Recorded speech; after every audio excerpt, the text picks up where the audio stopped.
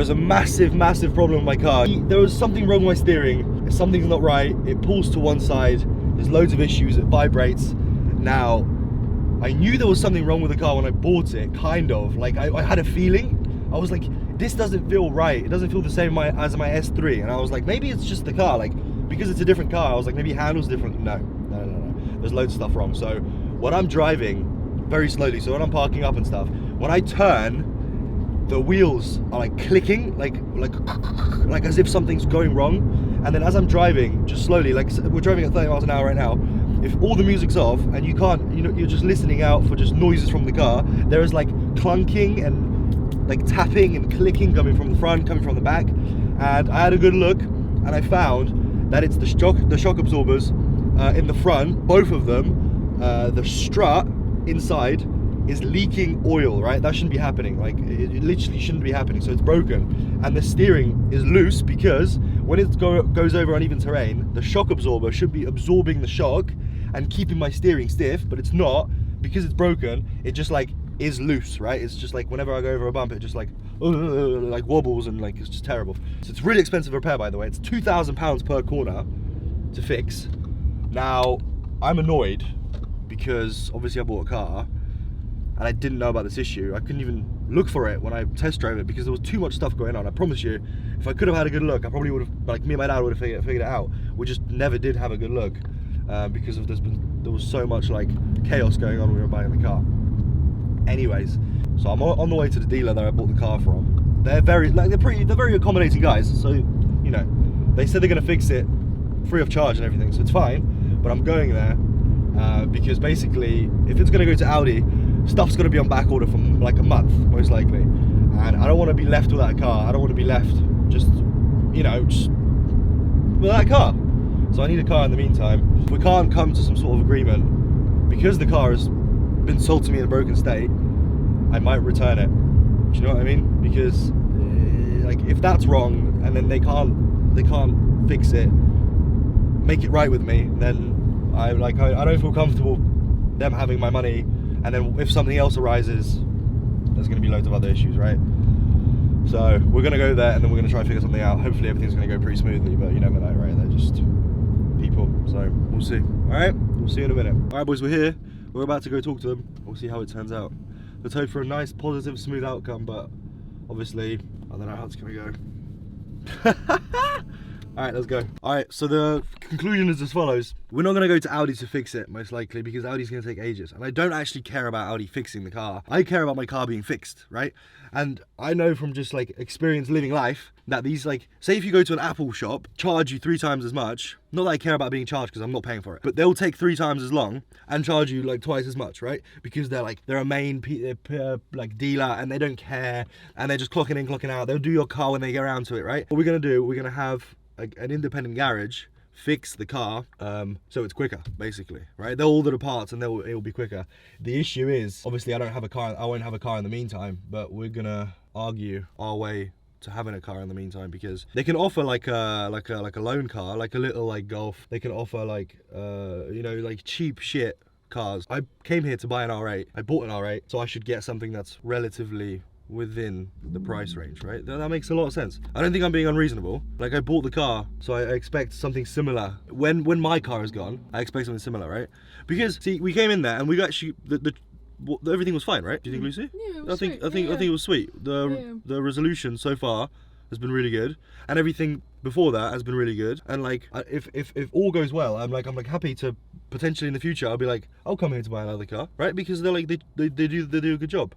So hopefully they'll do a good job, because like it's like this is like a test where they're like, there's a problem, something goes really bad, how do they deal with it, how am I left in the process, and like how it all happens, right? Because you don't know, maybe in like a year I'll come here and I'll just like pick up another car because I'll get bored of this one, right? Which I probably will.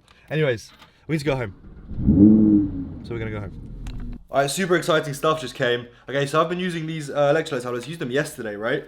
And I was like, I'm using these electrolyte tablets because I want to make sure that I'm like fully hydrated, I'm ready to train. Because I train after the first meal in the morning, I've just slept for 9 hours and just water like doesn't do the job. Well, it does, but you can do a better job, right? If you have electrolytes, you can do a better job. And I had these, but There's a company that I've seen on Instagram many times. They're called Humantra, right? And they do electrolyte supplements for runners. Now runners, they're running constantly, they're sweating constantly. And I just wanted to see, like, the packaging is so good. Like the branding and packaging, I'm just like, firstly, I'm inspired, just business-wise. This is amazing. Secondly, the product they have is great. You know what I mean? They just have a good breakdown of potassium, sodium, chloride. There's even stuff like zinc, magnesium, like whatever, right? There's loads of stuff in here. This is good stuff. This is what I've been looking forward to. So I saw them on Instagram, and I know a friend from Gymshark, and he managed to sort me out with a box. And if they're good, then you best believe I'm gonna buy them with my own money, because I like having everything under control. Like I do everything in my power all the time to have like the best sessions, right? So having these for hydration, I'm gonna have them in the morning, and then I'm gonna have, they're like little sticks like this, because you're meant to take them, put them in your water bottle when you're running. Obviously I'm not going running, I'm going training, but I sweat like a pig. So gonna take these, and then I'm gonna also put them in my water when I train. So as I'm training, because I'm gonna be sweating and I'm gonna be using up like electrolytes like potassium and sodium, bang these in, you know what I mean? I also get cramps quite often, and I've tried a lot of remedies, so like taurine, I've tried having salt on its own, I've tried potassium. So I'm really trying to like sort out my cramps. I think I trained too hard, because yesterday, after that leg day that you saw the day before, I was sitting there on the chair and I was editing the video up. I finished editing the YouTube video, I stood up, and I kid you not, I screamed at the top of my voice, because I stood up, and you stand up, use your quads.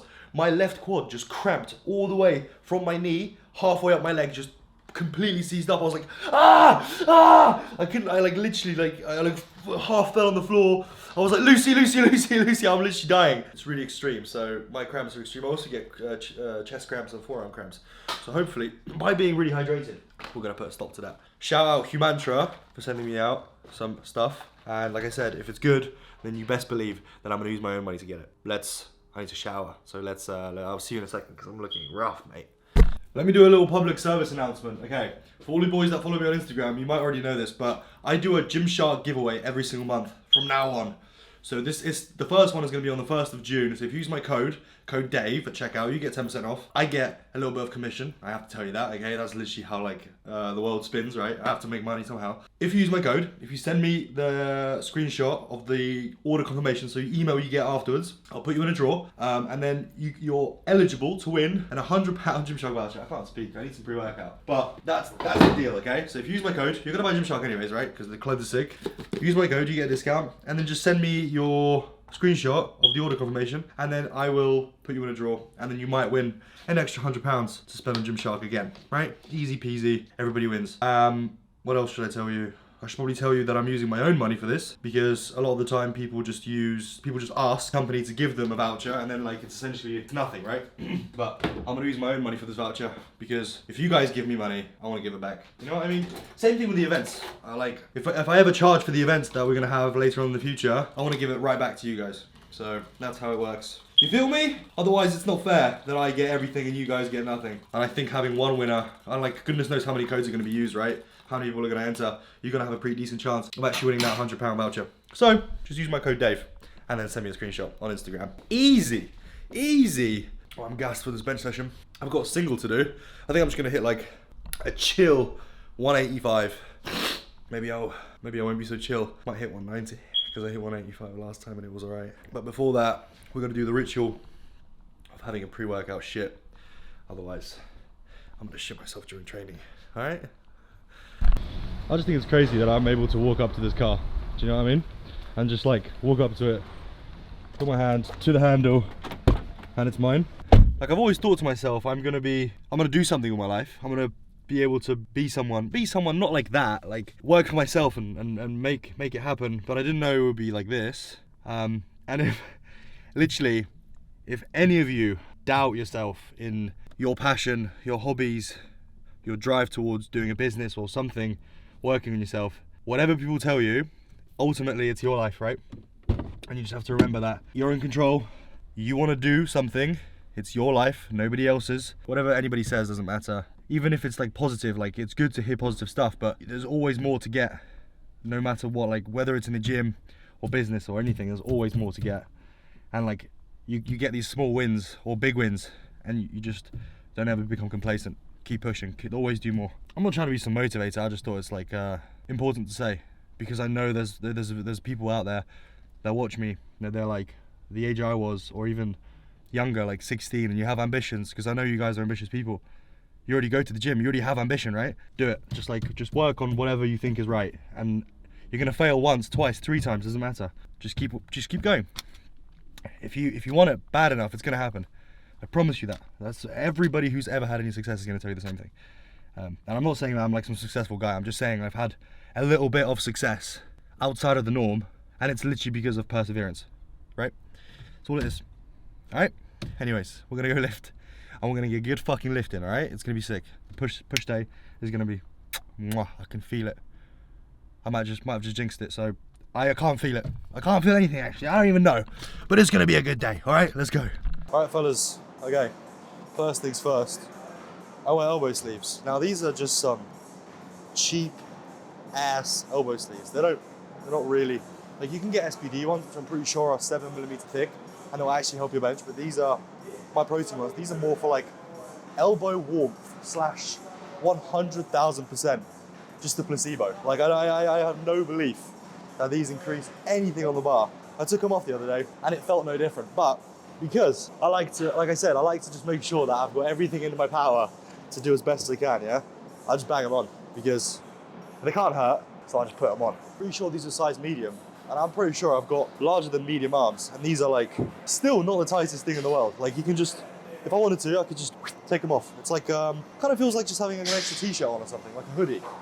But like I said, warmth, placebo, mate, whatever it is, I'm gonna take it, because if it helps me just feel 0.5% better, I'll do it. I hope the audio is actually decent, because the music here is different to the music in the other gym, and there's fans blowing everywhere, so I'm gonna have to be speaking super loudly, but we're gonna get warming up. I warm up in such small increments, you'll see. Reason I do it is because number one, you get a lot of practice, and number two, I don't wanna end up in a position where I'm going for a fucking top set of like 180 kilos, and then I'm like, oh yeah, my elbows or my chest or my fucking shoulder or something isn't adequately warmed up. So I go up in like 20 kilo increments, you'll see, but we've got a single, let's do it. I've also seen some weird things, like some people don't warm up with a bar, they go straight to 60, which is crazy, right? Even when I was squatting like the max weights that I have been, which is like 270 kilos, I always start with the bar. I just find it like completely crazy that you wouldn't start with just the bar.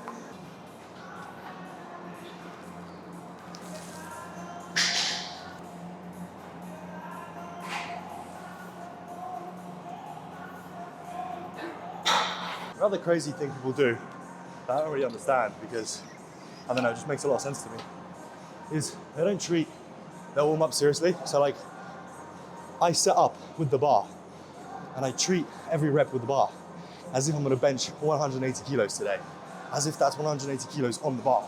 It doesn't matter whether you're warming up or you're going for a top set, you should be putting in the intent and effort that you would into your max set, because you practice that, and then when you get to your max set, there's no surprises, right? You've just been warming up with every single weight in the way that you would be benching that top set, and that's how you should approach it. And if you don't, then start. And over time, it might seem a bit silly, but over time, it's gonna make a huge, huge difference. Like I said, I warm up in tiny increments, so I'm only putting a 10 on, then 60, then 80, and I go up like that.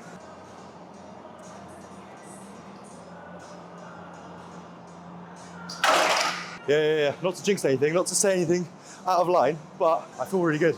I noticed it with the bar, I didn't want to say anything. That 40 kilos feels really good. Feels like I'm well in position and everything. I'm really gassed, because today is a day of like a heavy single, so hey, if it keeps going good, I'm potentially looking at a 190 single. Don't tell anyone. Let's just pretend it's 185, and then when we get closer, let's just put 190 on and just go for it, you know what I'm saying? Let's go. All right, this pre-workout is destroying my brain. That scoop overdrive is going crazy on me. I feel like really restless, really gassed to go. So 60, 80, 100, and then all the way 190. I mean, 185, right? You know what I'm saying? You know what I'm saying?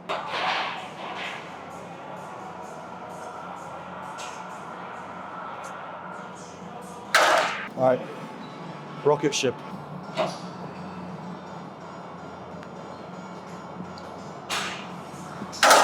tiny bit underrated chalk, mate. I don't know why people don't use it. People use it on deadlifts and stuff, but I don't see people using it on bench, which I think is fucking silly because the harder you can grip the bar, the less the bar moves in your hands, right? And if you have slippery hands, there's more likelihood of it moving in your hands. That's a power loss, right? So if you can get your hands nice and dry, chalked up, grip the bar as hard as possible, force transfer, more reps, more weight, more power, more gains. You know what I'm saying?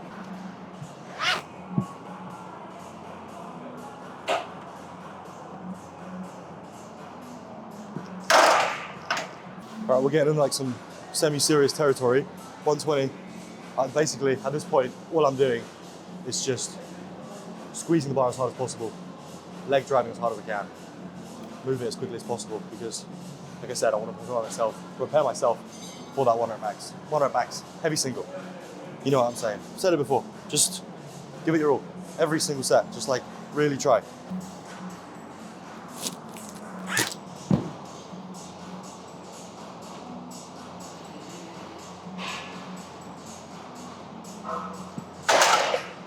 All right. 3 plates is actually the benchmark. So if this doesn't move like nothing, I'm screwed. But it will because I can feel it.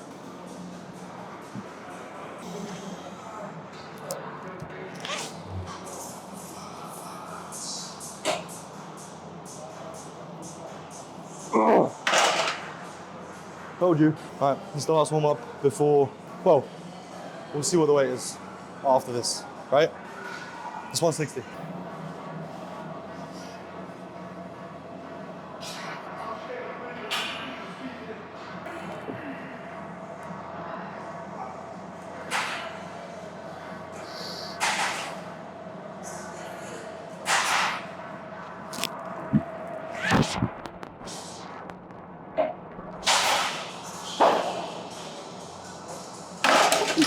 It moved well, but let's play it safe and risky at the same time. I said 185 or 190. Let me propose to you 187. How does that sound like? Because that sounds really good to me. Because I've done 190 before and I've done 185 before, but I haven't touched 187 before, which means I can get excited for it whilst at the same time hitting something big. So 187, I'm gonna need a spot just in case, but I've got it. I can feel it. I feel good. So 187. No more talking. I'm just gonna listen to music and I'm gonna do it. All right, let's go.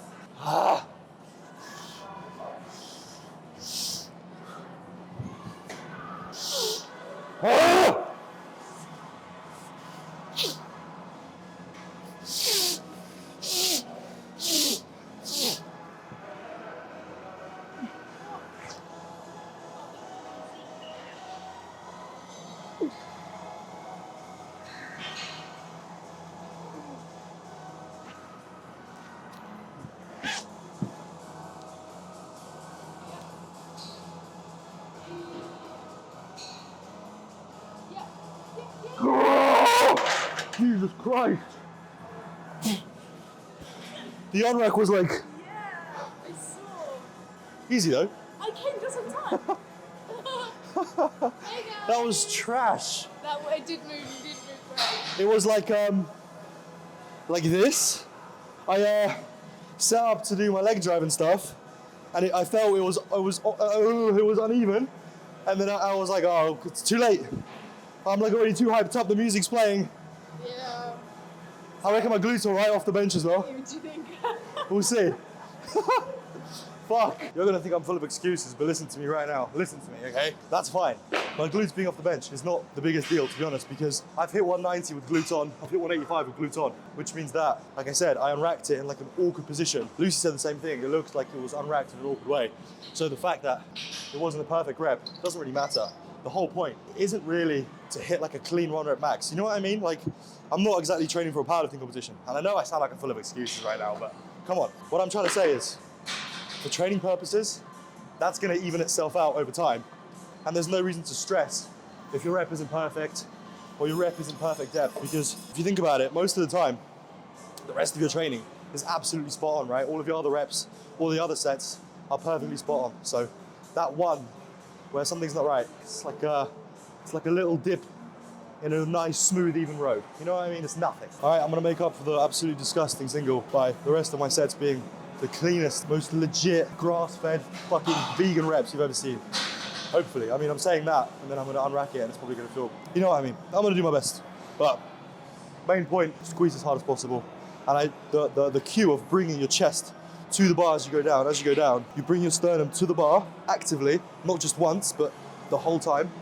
And then you row the bar in. I know the gravity is pulling the bar down anyways, but having that grip and actively thinking about like squeezing the fuck out of your lats really helps, all right? So if you're benching, try it, or don't. Whatever, mate. Let me lift.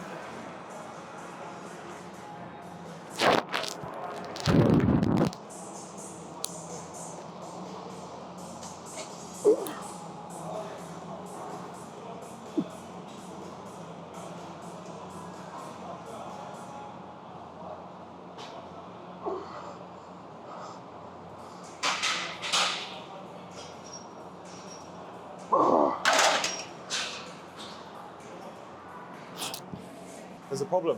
For whatever reason, my bench feels mad wonky, okay?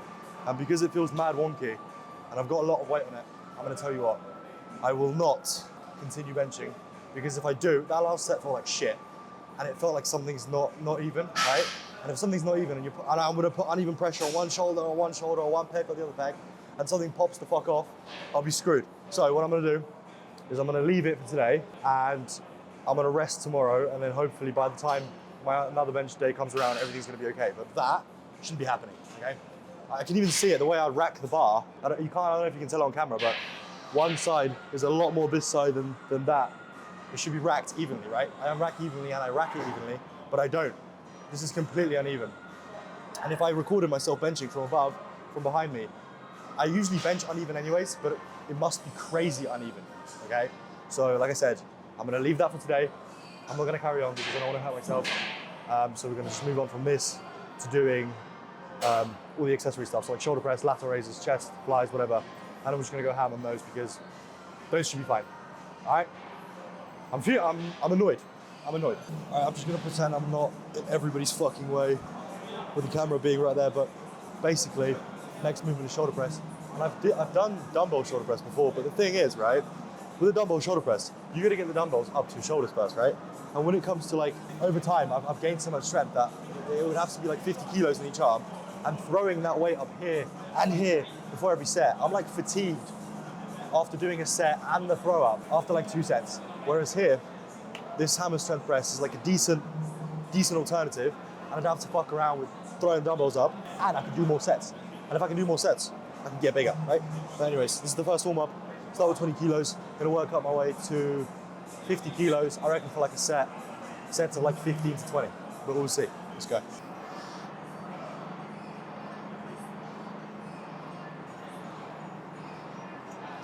Let me give you a little tip. These things, they're called yoga blocks, right? I mean, I was talking to you as if you don't know, but yoga blocks, a lot of machines start a lot like too low for your joints. So like if I was gonna unrack this, it would put me in a position where my shoulders would be in such a fucked position. There is no way that I'm gonna lift this off and not fuck my shoulder up in the process, right?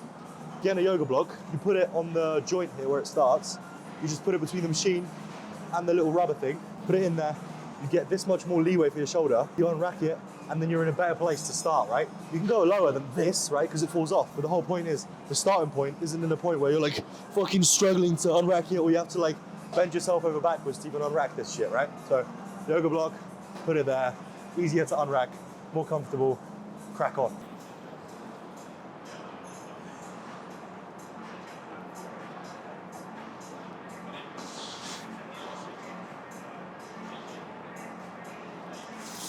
I've got 51.25 kilos per arm. Last time I did the shoulder press, I did 50 kilos, I think. I got like myself 20 or 18, I can't exactly remember. Not that it matters because I just go basically to failure. So we're gonna take this for a spin, 51.25 kilos per arm, no talking. Let's go.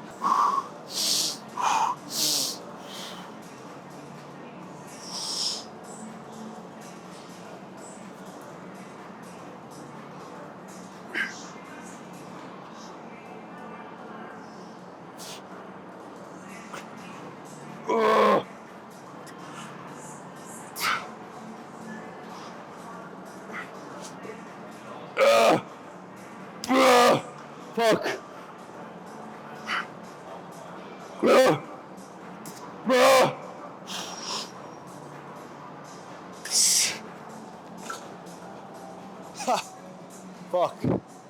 That was a good set, okay? 18, if my maths is correct, which a lot of the time it's not, because when I'm lifting, I'm so into just like thinking about what I'm doing that counting takes sort of a second place. So I might have gone 18, or it might be fucking 16 for all I know. Or it might be 20, you just never know, because I'm a fucking meathead. But 52, set of 18 on the first one. I reckon I'm gonna try and match on the second set. So maybe I'm gonna try 18. Realistically, gonna get 16 or 15. And then the last set, set number 3, we're gonna do a drop set. I'm just gonna take the plates off. So I've got 20, 15, 15, and a 1.25. The drop set is gonna work in a way where I just do the set as many reps as possible, take off a 15, get back on the machine, bang it out, take off a 15, on the machine, bang it out till I can't, leave with a 20, bang it out till I can't, done. Not only is it effective because it's an intensity technique, but also it removes the need to re-rack your weights afterwards, because you do it sort of in like the spree of like doing a drop set, right? You just take off a 15, rack it, and then you're cleaned up after you're done, and you can just move on. So it's useful and effective. Let's praise the almighty gods of the gym, also known as Rich Piana, and that's basically it. I get 18 on this set. I'm gonna do my fucking best, right?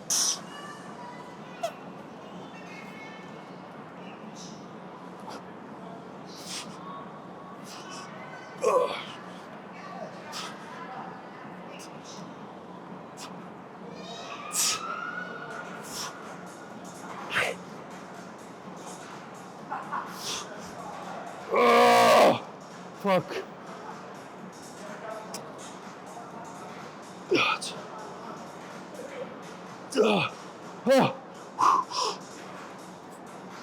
Yeah.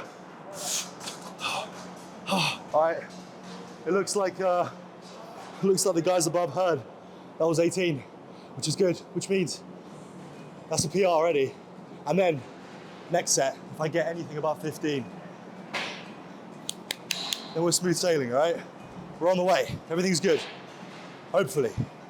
My shoulders feel good. My elbows feel good. I don't know why the bench didn't feel good. It felt like I said, it just felt fucking, like wobbly and fuck off, mate. Even though all the warm-ups feel good, at least 15, and then drop set until I can't move, all right?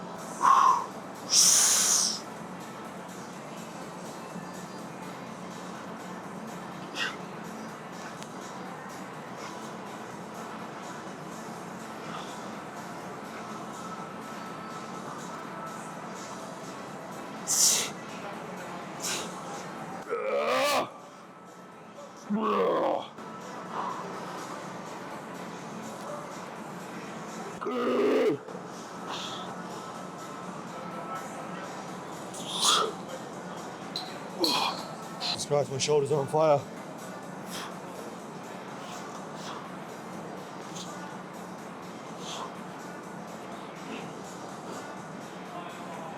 Oh. You can see why the yoga blocks are useful, right? I've got to fucking unrack this like an idiot.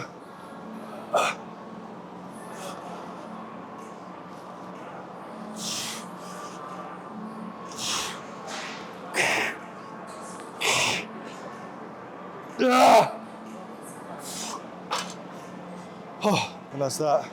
Insane pump, along with hard reps.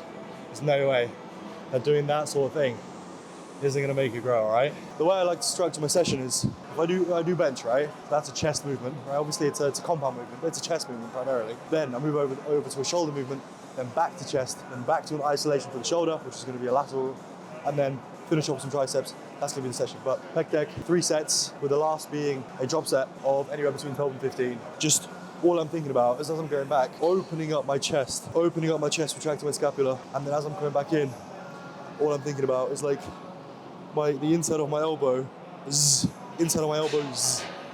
touching together, and that just gets me a fucking ridiculous squeeze on my chest, and that's the goal. Warm-up set, one warm-up set, and then straight to the working sets.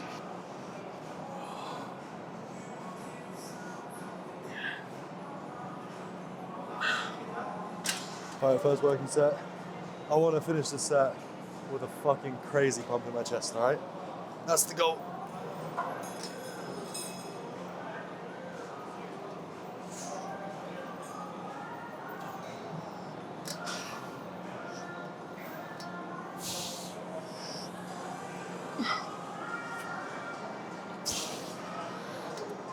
Didn't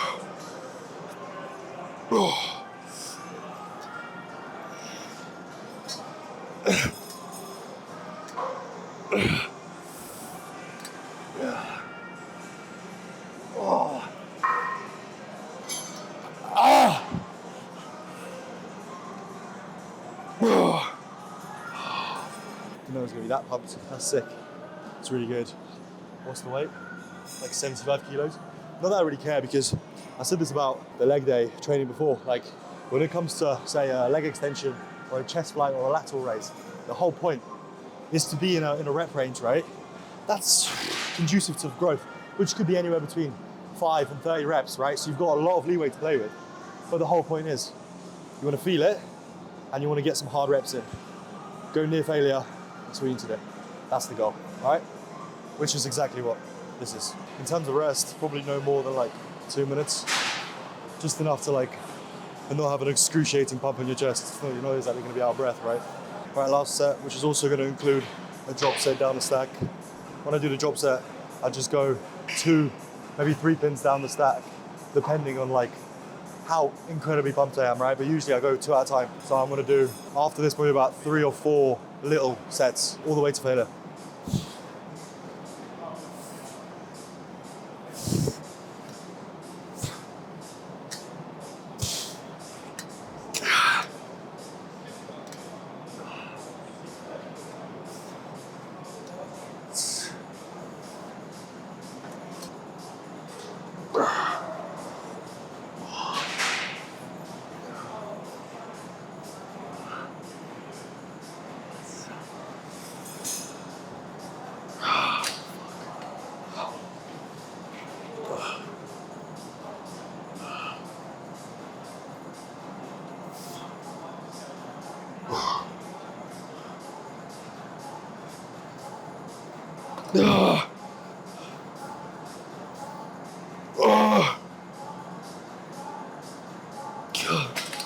If you don't already, try doing some drop sets in your training. Try it with something benign, like a lateral raise, right? You do it with some lateral raises, you do a few drop sets, get a feel for it, right? And you can try it on like chest flies. But don't, I wouldn't say to do drop sets on anything that isn't like a small exercise, an isolation exercise. If you do a drop set on something like a bench, what you're gonna do is drop your fucking bar on your chest and tear your shit. Just don't do it, okay? It's silly, there's no point. If you do a chest press, it's worth it. If you do lateral raises or isolation exercises, it's worth it. Free weights, drop sets are a little bit iffy because they're free weights, they can fuck you up. So try it, you're gonna get a good fucking pump and you're most likely gonna go from it because you're gonna go more intense than you did before. That's the key, right? That's what makes you grow. Well, considering you eat, but you know what I mean.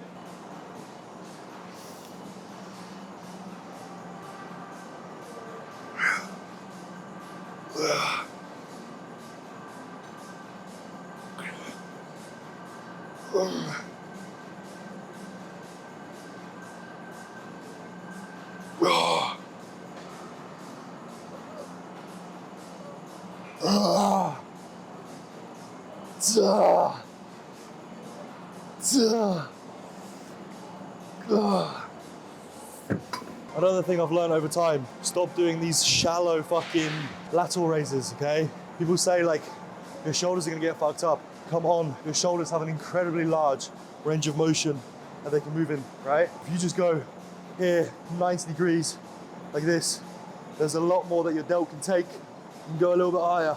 That is like a good fucking contraction. You go a little bit higher, that's an insane contraction.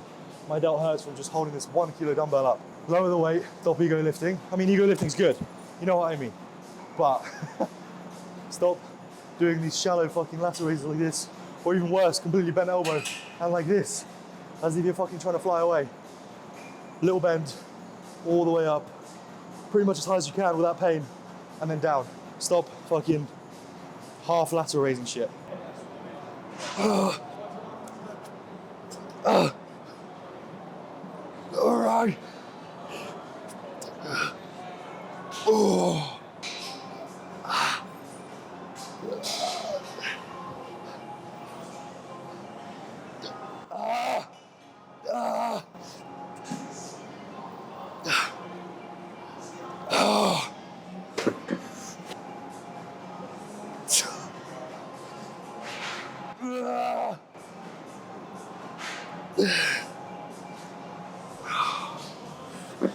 That should do it. That's pretty much it. A few sets of triceps, done. All right. Realistically, I should be even more fatigued now because I would have done the extra bench sets, but obviously because I didn't, I was able to actually go even a touch harder on the shoulder press and whatever, which is the good and the bad, right? I'm gonna rest tomorrow and then come back and everything's gonna even out, but you know what I mean? Triceps, I hate triceps. Nothing to this exercise really, I'll be honest. I find it quite boring. I used to find biceps quite boring, but I've actually fallen in love with training biceps, which is my transition to being an absolute bro. But anyways, I just got this long rope because it's optimal, right? Being able to actually extend all the way instead of being like looked in like this and having to go like that. Pretty nice. So long rope, nice 4 reps. Focus on just like on the way up, really getting that like deep stretch on the tricep. Boom, easy. Let's go. Nothing to it. Nothing to it. You know, fucking how hard is it to just do it every day, mate? You know what I'm saying?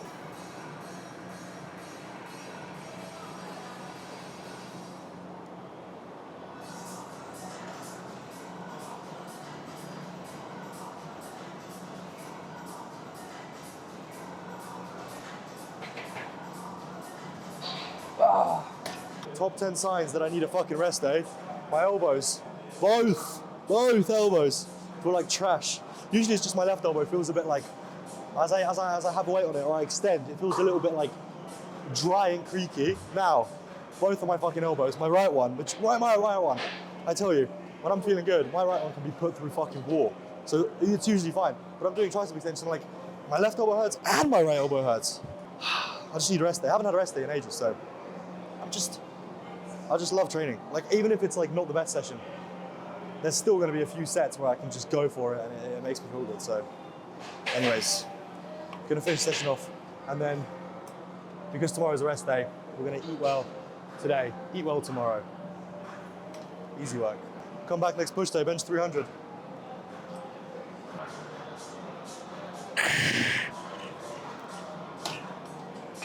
Try not to go to Nando's every single day. Impossible challenge. Yeah, we're gonna go Nando's because literally, it's like I said this yesterday. I mean, Nando's is not half bad because it's just chicken, right? Well, it's not. It's chips and whatever, but I like chips. You know what I mean? But it's like the best out of all the options. It's like normal-ish food. Normal-ish food, right? Depending on you can make some good choices. You can make some bad choices in there, but make a decent choice. I don't really care. So we're gonna go to Nando's. We're such a comfortable pricks, me and Lucy. We just like go about our lives. It's incredible. Like I said this morning, like it's a blessing. Like even just to be able to like walk up and have my car and be in the position that we're in. It's crazy, but it's like we go to Nando's every day. Even that in itself is like crazy to other people, right? Yeah. And it's like we're definitely like extremely blessed. we're definitely just like in an extremely fortunate position. Yeah, it's just like mental because to us it's like normal. But if I know that my parents never go out to eat. Yeah, Lucy's parents never go out to eat. They never had that opportunity. And we're just like 2 idiots walking around like, where should we go today, right? I just find it funny, that's all. But we're gonna go to Nando's because Nando's is sick. All right, in a bit. We made it. Hey, like every day, just same shit. 4 chicken thighs, peri chips, mash, add a starter as well. Bosh, nothing to it. Really good. I'm actually gonna give you a time lapse this time. So if you want to see me eat, you're gonna see me eat. But this is how the day goes. Wake up, complain, eat, go train, and then eat again, and then probably complain. Bosh. This guy loves complaining. I love complaining because I like things to be done correctly. That's why I like complaining. Let's eat.